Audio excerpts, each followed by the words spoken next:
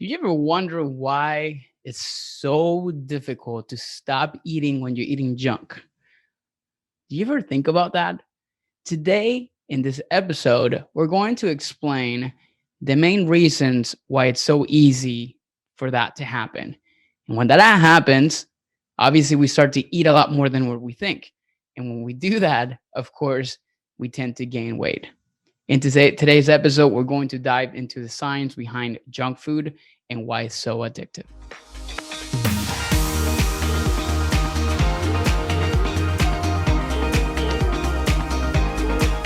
Hey, what's going on, guys? Hello. Andres here. Super excited to have you back. Today's a solo episode, but before we get into it, let me tell you what's been going on in our lives so you get a bit of an idea of what's been going on. Not a whole lot, honestly. I think obviously you know that recently I got married in May. We went on a honeymoon to Hawaii. Actually, before Hawaii, we went on a spiritual retreat for one day with my really good friend Carol, and I actually haven't talked about that, but I wanted to record a podcast with my wife GB, so we could obviously kind of break through or kind of talk it out because I think there's a lot of things that have changed ever since I did that in our spiritual life, and I definitely want to kind of share that with you guys. But yeah, so after that, obviously June has been kind of crazy busy, trying to kind of get back into obviously building our program. We launched like 4 months ago a nutrition makeover method program that it's been great, a different kind of perspective and view on how nutrition and lifestyle should be managed, and walking through different stages. But of course, obviously trying to improve that as we go. And we're pretty excited to actually kind of develop some newer ways to assess our clients and everything into that process. So really pumped about that.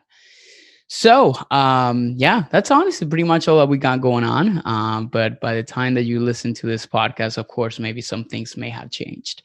Now, today we're gonna jump right into it. Usually, you guys know when I do solo episodes, I typically try to keep it short, concise, concise and to the point. And I ran into this. Well, actually, I was talking to one of my clients, and she mentioned like, why just so? She literally just said like, why it's just so hard to stop eating the Oreos, and it started to make me think because Saturday night I was over. We did some visits in Orlando, and I was over at one of my friends' house, and he had like the Cinnabon or cinnamon rolls or whatever from Cinnabon. So literally, those are the best. And I ate one, and I was full, and I just couldn't stop eating it. Right. So I started to make connections, and I was like, why is it so hard for us humans to stop eating junk or control ourselves around it? And I figure, well, there's got to be some science behind it. And I have talked about this science before, but I don't think I've ever actually talked about this in a podcast.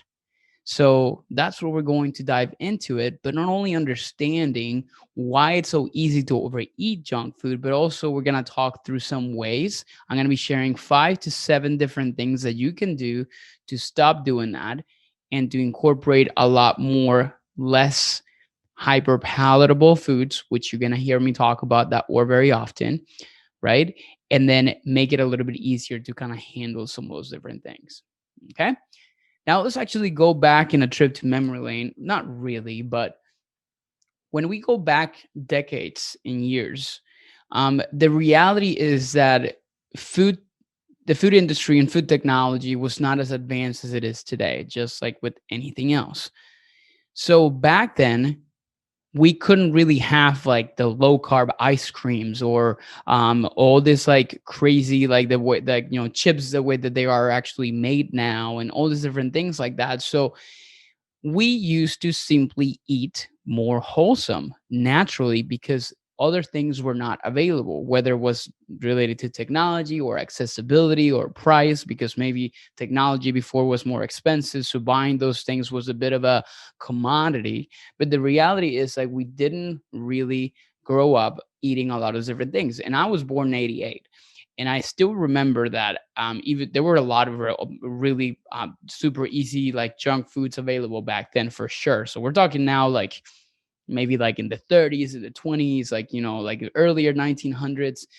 But the reality is that there wasn't really as many things and buzzwords and different things like that, because I believe we're living in an era where like there's like a big clash between healthy and health foods and health conscious living and all those different things like that, and they're trying to kind of mesh it all together with like this, again, like a junk food. And then obviously you're going to start to kind of see buzzwords like it's easy. I mean, you go to any grocery stores, and obviously you see things like organic and vegan and gluten free, and kind of painting this kind of illusion of health when you start to look at all those different areas. And then at the same time, there's like obviously the marketing ploy behind it, right? Like you're looking things that are bright colors and cartoon characters or celebrities that are endorsing. There's kind of like things like that, and all this different like marketing messaging that you get bombarded with, that when you combine all those different things like that, it just makes it easier to buy. And on top of all of this,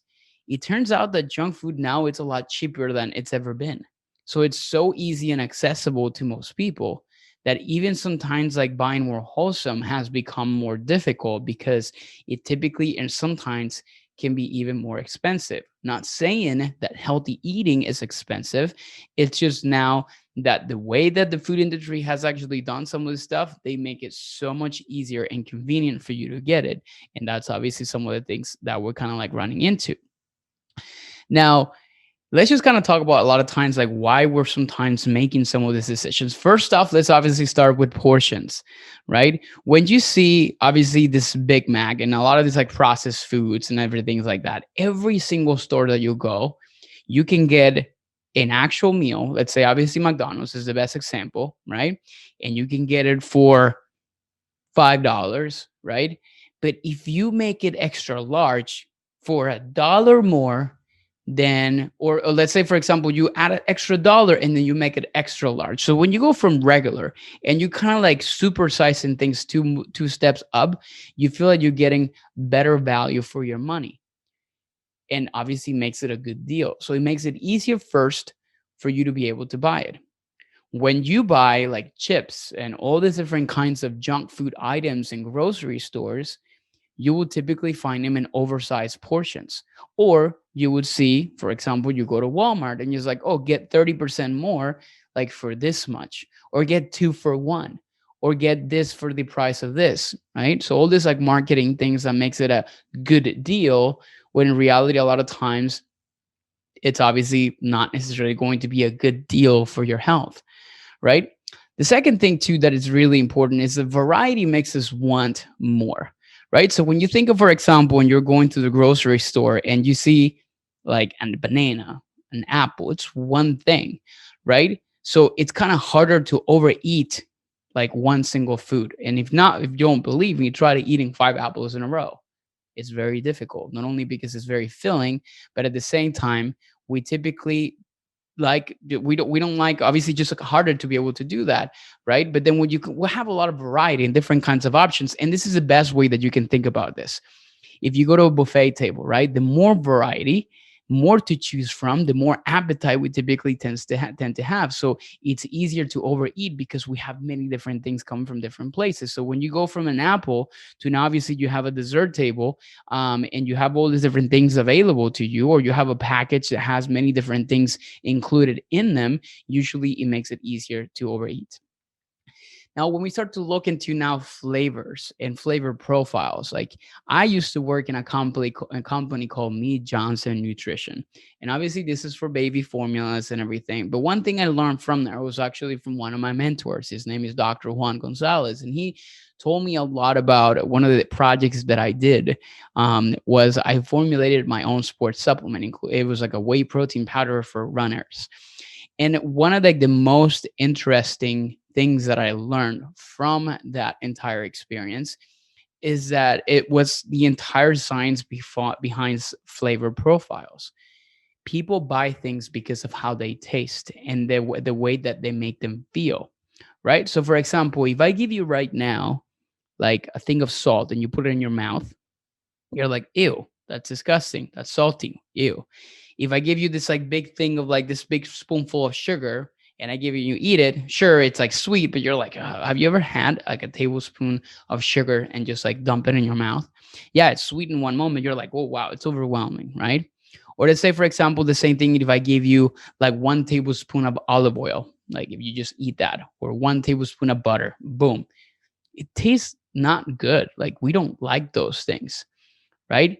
But when we combine them, the flavor profile that creates stimulates our senses in ways that we can't explain, right? So when sugar, fat, and salt really get combined, they create something irresistible. So these are, for example, the same ingredients that you have to create, let's say, a salted caramel brownie, or like, something of that sort, right? Or even just like a regular brownie, it does have salt, it does have sugar, it does have fat, right? But when you separate those ingredients alone, it doesn't really do anything. So that's what creates that, what we call that anatomy of an irresistible bite, or something that you simply can't resist because it's so good combined, right? So the food industry really, like when you start to look at products, and when you, let's say, for example, you wanted to create your own specific product and put it out in the market, there's like five big things that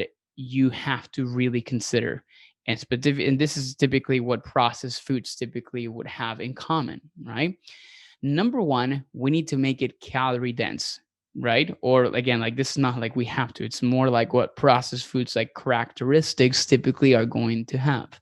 Number one, they're going to be calorie dense because of the, when you combine sugar and fat, you're typically kind of like condensing a ton of calories into really smaller spaces. Number two, they're intensely flavored. It's one of those things that when you put it in your mouth, you're like, oh my God. For example, the best example I can give you here, and this goes back to obviously like simplicity to variety, like when you take dark cocoa, right? It doesn't taste like anything. Like it doesn't, it tastes like bitter. When you add sugar to the cocoa and you add a little bit of extra fat into the cocoa, usually that starts to kind of create this like explosion of flavors, like, a salted chocolate bar, for example. Again, like back adding to a little bit of salt into that. So you start to incorporate more different kind of textures and different kinds of flavor profiles, make it more intense in your mouth when you kind of have that feeling. Number three, you have that immediate, delicious, love at first bite type of thing, because we're activating specific areas of our brain that literally get like lighted up. Like there's MRI scans that have been done on people, for example, when they eat certain things that make them happy, like sugar. And there's areas in their brain that get activated equally as they were actually consuming things. Like there was obviously this like dramatic study that they saw like rats, and they look in MRI scans, and when they had something with sugar and with something in like cocaine consumption, the same areas of their brain get lighted up. The reality is that yes, there's going to be parts of your it's like your reward system. It's kind of like that happy kind of moment that you have because of obviously something, it's so delicious, it makes you feel so good. Number one, you typically have something that melts down easily, particularly in your mouth, right? So when you take, I'm going to give this example that I usually give when I talk about like hyper palatable foods. And that's obviously that's the word to describe obviously something that melts down and easily in your mouth, which is hyper palatable. It's something that literally when you eat it, it dissolves and it's so easy to consume.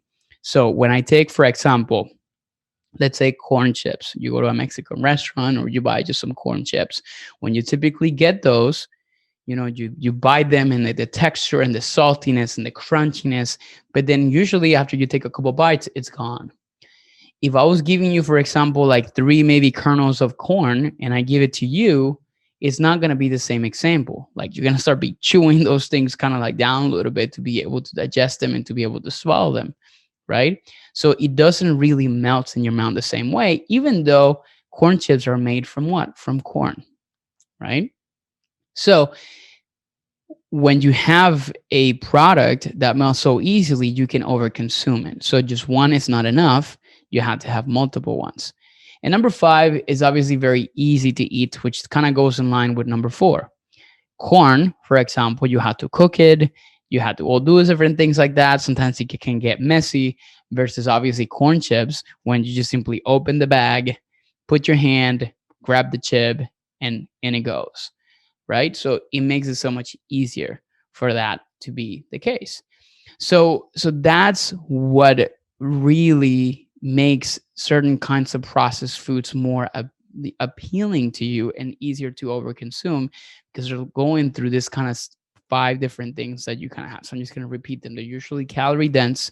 They're going to be intensely flavored. That flavor is going to be delicious, where you're literally going to be like, oh my God, this is so good. They're usually going to melt down easily in your mouth, which means they're hyper palatable, and they're going to be very easy to consume. Not at for like literally, you're not going to have to require too much chewing for it to be actually consumed, right? So that's kind of like the big things, and this applies to not just like processed foods. You can even think about foods that maybe are sold in restaurants. I mean, think about, for example, going to a restaurant and getting like a piece of chicken breast. It's never going to taste the same as it's going to taste at home when you're making it in a grill or anything like that, right? At least not most of the times, and particularly if you're not the greatest cook, like I'm decent, right? So one of the things about restaurants is a lot of times they're combining some of the different flavor profiles to make sure that even something as simple as a piece of chicken breast tastes better than your experience when you have at home, so you can continue to come back. Right. So a lot of times they inject things to it, or they cook it in butter, or they add extra salt, or they inject sauces and different things into it. So the flavor, and they can kind of mimic some of these big five things that processed foods typically are going to make it appealable, or appealing to you, as far as that. So that's literally what kind of makes us be in that kind of situation, right? Like, it's understanding that a lot of times we're going to to be exposed to some of these different stimuli, and in the food industry, making it so easy. And particularly when you take somebody that has absolutely no knowledge, right? That has absolutely no idea. Obviously, it's like the food industry is taking advantage of you, because they really care about the bottom line at the end of the day. Food industry thrives obviously on profit. So even though they're making things good for you and healthy and all those different things like that, that is never their priority. So with that in mind, we need to start to think about how can we combat some of these different things? How can we control ourselves around this? How can I go to my friend's house and be exposed to cinnamon rolls and not kind of lose our crap eating it, and sometimes obviously overeating it in times that we don't really need to have it, like to a point of having 1,000 calories or something without you even notice it, right? So there's a few things that I think you can start to do. So we're gonna go through them one by one. So make sure you take notes of this. If you obviously where you're listening to this driving, of course, it's going to be difficult, but perhaps you're actually eating something right now as you're listening to this. So the first thing that you can kind of start to do is something that you can do in the moment that you're eating. It's going to be to start to notice your chewing. Okay. Start to notice how much it takes you to eat something when you put it in your mouth. So, for example, and going back to the example of corn versus corn chips, like start to figure it out. How many times did it take you to actually chew that? Or how many chews did it take you to actually kind of like swallow that? Right. Versus obviously something that may take a lot. So, I'll give you an example of something that is going to be more processed. It'll be, again, going back to chips, or for example, maybe like a candy bar, or options like, or something like this. Maybe it will take you like 5 to 6 chews for that to just be completely like down. And then maybe when you start to kind of change it up and you're trying to now add more wholesome foods, let's say, for example, like some whole grains and options like this, it may take maybe like 10 to 20 chews in order for you to be able to kind of like break all that roughage and all those different things down. So one thing is like really notice the chewing. It's something, it's so easy to eat that it takes you less than 3 seconds and it's already gone before you're gonna go for your next bite. That's probably something that is going to be like heavily processed, and usually you can actually start to pay attention to that. Number two is like start to obviously evaluate your surroundings, particularly what's going on at home. If you buy more things that are going to be right in front of you, then you're going to be able to eat them more easily. I always say this to all my family, to GB, my wife. I always say, like, if we buy these things, like, it doesn't matter that I'm a registered dietitian and I have all these degrees, because I'm a human first, and I'm going to be making decisions out of sometimes not necessarily fear. I'm just going to make decisions out of like, I mean, I stress out like most people do. I, go through emotional roller coasters sometimes. Sometimes I feel sad, sometimes I feel happy. And there's sometimes those emotions get connected with food. And if my pantry is filled up with a lot of these hyper palatable options, which sometimes it can be, I'm going to find myself at the bottom of many bags, like you probably have in the past. So in order for you to start to change that, you need to evaluate what are your shopping behaviors, right? So the change and changing the way that you grocery shop, because of the fact that a lot of times we get so this is the thing we notice a lot of the time. It's like, and we have to catch ourselves in the moment when we go to um a or where we typically buy through Instacart. So sometimes we get into this pattern, even eating the same exact things, buying the same exact things, and we may find something we like a protein bar, and we buy the crap out of it every single week for months until we're like, wow, like we realize that I'm eating a lot of protein bars lately, right? It's like, okay, like so then that's the part of evaluating your pantry and figure it out. Are you starting to buy more things that are convenient? I'm even thinking right now myself because we just did grocery shopping, or are we buying some more things that are just simply going to be more wholesome? And start to think, why are you actually making those decisions? Oh, because I'm busy, or well, because we just want, like, we found this and it's so easy to eat, and all different things like that, right? So questions to start to ask yourself, well, how many kind of like foods that you might have gonna find in there that are gonna be that you're now buying because they're health foods, right? They have like the vegan or gluten-free things in it. You may find that you have like 5 different products that you bought them simply because it said healthy on it, right? But you need to go back to those big 5 to see, obviously, if it falls in that processed, hyper palatable food bucket. Does it have any endorsements from people that you follow? Right? Did you buy this because you heard it from somebody that was not necessarily a nutrition professional? They're like, oh yeah, this person like kind of like loves this, right? Like, does it have any specific promises? Did it give you like feel better, have more energy, all different things like that? This actually applies mostly to supplements too, but some foods actually may have some of those different things, right? And then really figure it out. How many of those foods do you typically buy that are going to be more treats for you, right? The protein bars, the chocolate chips, the candy bar, the brownies, the piece of like cake that you bought, like the all these different things, even if they're considered kind of healthy, that you buy like 3 tubs of like low carb ice cream. Like those kind of things like that, start to understand what is it that you're kind of like filling your pantry with. Number 3 is going to be to understand now that, obviously, let's say there's actually treats and things in your house. Now I need to start to look for habit patterns. These are going to be things that you're doing habitually that are leading you to end up eating those hyper palatable or processed foods that are so easy to overdo. So start to really understand what's happening. So, and we talked about this in previous podcasts and previous occasions, but I'm just going to repeat it because we find ourselves sometimes in the same kind of patterns. Every single habit has an anatomy. A habit is typically triggered by something. So a trigger is usually going to follow a behavior or a routine, something you're going to do as a result of that. And on top of that, obviously, you're going to feel that reward. The thing about habits, though, the bad habits typically have a fourth component, which we call it guilt, which is like, oh man, I should not have eaten that. I feel so bad.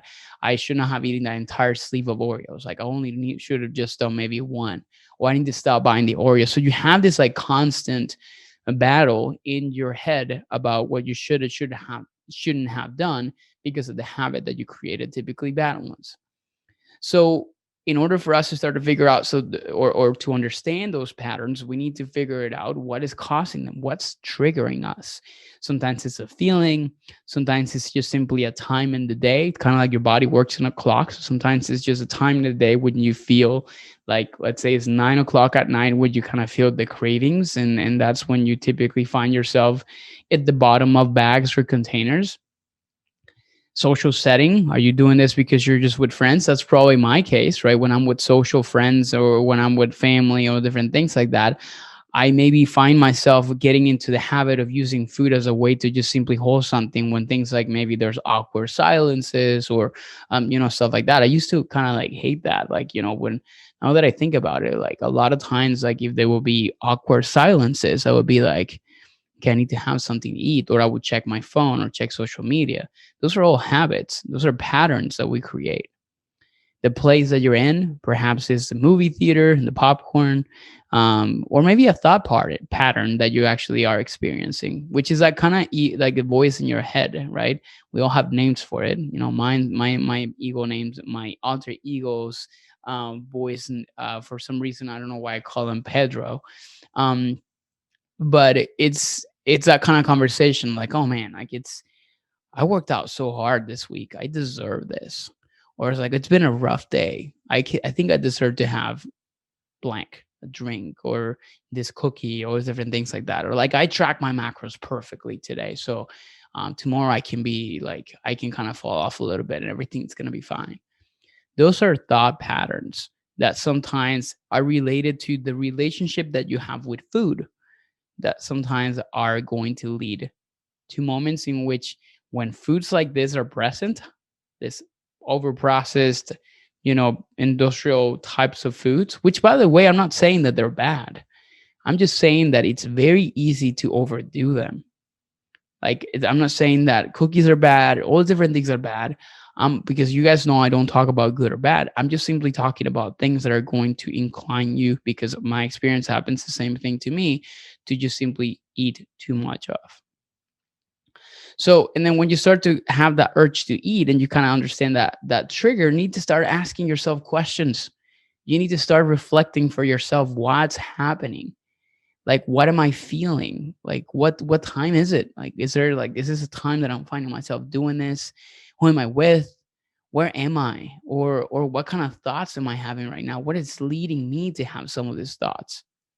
Now, once you figure that out, the number four step that we can take in this process is like, start to really find good or feel good habits that can support some of your goals, that can maybe change not the trigger, but perhaps can change the routine that you're doing. And if the routine right now is eating, perhaps you can maybe change it for something different, such as exercises, or reading, or listening to music, spending time with friends, getting a massage, like walking outside, all these different creative things that you can do instead to replace the act of eating.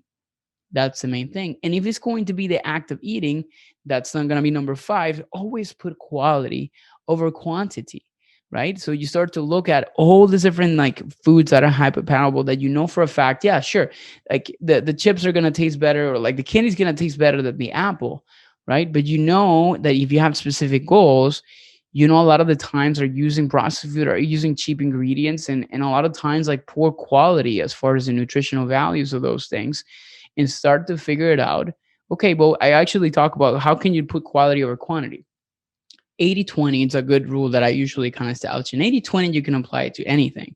You can apply the 80/20 rule to, for example, let's say, how you like eating out versus eating at home, right? If 80% of the meals that you have are prepared at home versus, and then 20% are eating in other restaurants, that's a good balance to have.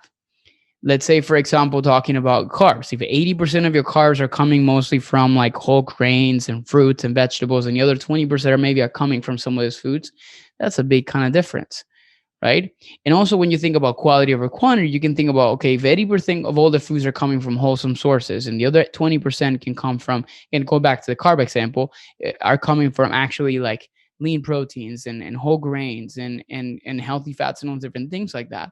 That's going to make it a little bit easier, because you feel more satisfied. And because you feel more satisfied, some of these like jumbo size meals or like foods and the different things like that typically come second, and they're not necessarily what you're using to fill your day. I can literally tell you guys, like by example, so many times in which I have found myself being just more convenient and using a lot of these foods. I'm starving all day long, because nothing seems to fill that void, because these foods are so easy to digest and absorb that you get hungrier so faster. So I usually kind of say to people, like, what's the one thing I can start to do to actually lose weight? I say, start to change the quality of the foods that you're consuming, and I promise you, things are going to start to obviously be a little bit different. Number six it's going to be just simply slowing down, right? Like try to, when you're finding yourself like eating like a maniac, trying to find yourself and figure out obviously the right situation, right? So sit in a table instead of using or being in like in an office space. Actually use dishes instead of actually just kind of eating directly from bags and different things like that. Literally put your snacks, put the chips on a plate, right? Like try to avoid the distractions of the computer, of social media, all these different things like that, right? What do you think like the advertising industry is such a multi-billion dollar industry? And it's mostly because of the fact that you're watching TV and then you think about obviously the food commercials that you have. Like imagine if you're eating and the first thing that happens is like, the one thing that shows like this um chocolate bar, like advertising like the peanut butter cups or something like that, or like, hey, take a break, eat a Kit Kat, or I think that's the one it is, right? Or like, I don't know if it's a Snickers, I always get them confused, right? So it's like, oh, take a break, yeah, sure, I'm gonna like do it and do that trigger. And that's kind of the stuff that bothers me so much, because Snickers doesn't really care about your health, they care just simply about you buying more Snickers or Kit Kats, right? And there's nothing wrong with the food itself. It's like wrong the messaging that they have, such as like, hey, you should use this chocolate candy bar when you want to take a break, right? So that's the key thing, and that's why I always usually say no distractions, because of the fact that if you're getting bombarded by that amount of advertising, obviously it makes it so much easier. And that's like psychology that is like affecting like the back of your brain, you're not even noticing, right? Because next time like you may watch and it's like, yeah, I don't, okay, whatever. And then you may, that may come up somehow. It's like, oh, and then you're at the gas station. Oh, let me take a Kit Kat. The psychology that they're doing on you through advertising on us, even me, it's insane. Other things that you can do to slow down, it's like in the environment of eating, it's like maybe putting your utensils down between bites. That's something I've always struggled with. My mom always gave me so much crap about this. You eat so fast, you're like a vacuum. And I still do, right? And sometimes I find it hard for me to take time to do that. But every time I do, I find myself eating less because I feel more in control and I feel like I'm not trying to stuff my face, right? Sometimes I know when I'm eating too fast when I get hiccups. You're like, you need to slow down, right? And with that, maybe setting a specific time frame for eating. That's going to be helpful into that process. And last but not least is just simply eating until you feel comfortably full. But you won't do that if you're choosing mostly processed foods. You need to start actually adding more wholesome foods, because you realize that when you feel 80% full, you'll be like, oh, like I didn't really eat that much today. Right. So those are key things to remember. Like if you actually choose like Big Macs every day for lunch with fries and like a Coke, 80% full is like, oh, like I can have another burger type of thing and still kind of get closer to that 80%, because it's so easy for you to consume very quickly. And last but not least, I think it's important to just be nice to you, right? If you find yourself eating some of those foods and instead of kind of follow that habit pattern of guilt, just simply ask yourself, what is this teaching me? What am I learning? I don't kind of like punish myself or blame myself for making bad decisions when I do, because I still do, right? I just simply ask myself, why? Why did that happen? And what can I do differently? What am I learning from this situation that I can do differently next time? And perhaps in the next situation, I'm gonna be like, hey, I handled this in a different way. And this is obviously so better, like, or so good. Be honest with yourself, be kind to yourself, and be curious. Ask yourself exactly why certain things are happening in your life and where does that rooted. I literally just had a conversation. Somebody told me, was like, I actually have the opposite problem most people. I actually don't like eating. Like I just don't. It makes it so inconvenient. I'm like, what is that coming from? Like, is it something that's been all your whole life? So you need to start explore. Be curious. Can't speak today. Curious about how you feel and what are some of these feelings maybe kind of like rooted in, right? And I promise you that eating becomes easier. And obviously, with education, all these different things, and some of the steps that you implemented, usually you start to eat more balanced. Still incorporate some of those foods that you really like, those high palatable foods that you really love, but in a different kind of environment. And it makes it so much easier. So be nice to yourself around this stuff and implement some of those different areas that I just talked about. So just to recap, number one, notice you're chewing, figure it out exactly what How many times you're taking one thing versus the other as far as what you're eating. Number two, evaluating your pantry, figure out exactly what's in it and what is like your grocery shopping behaviors that maybe you can adjust or change.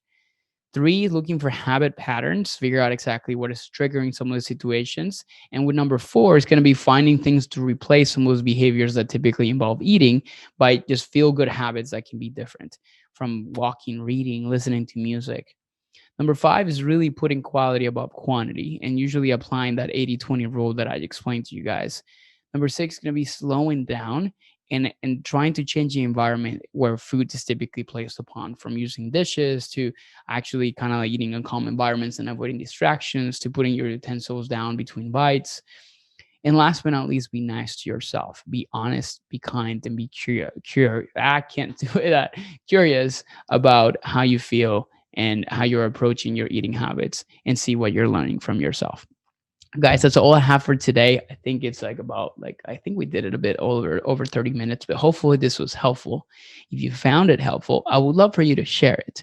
So all you need to do is like take a screenshot of like your phone or whatever it is the case that you where you're listening into this right now, and just simply send it to somebody that you know sometimes struggles with this, or you share it on your social media and tag me, so I know obviously you found this like super helpful and super interesting. Until then, I will see you guys on our next episode of the Nutrition Blueprint podcast, where we kind of like covering different kinds of areas in any of the pillars that we typically teach our clients, whether it's nutrition, lifestyle, mindset, or movement. See you guys next week.